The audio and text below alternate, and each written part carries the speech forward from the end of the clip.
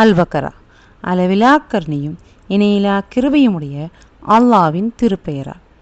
வசனங்கள் 200 201 வரை. பின்னர் நீங்கள் உங்களுடைய ஹஜ்ஜின் கிரியைகளை நிறைவேற்றி விட்டீர்களானால், நீங்கள் முன்னர் உங்கள் மூதாதையரை நினைவு கூர்ந்தது போல, ஏன் அதனை விட அதிகமாக அல்லாவை நினைவு கூறுங்கள். மக்களில் அல்லாவை பல வழிகளில் நினைவு கூறுவோர் உளர்.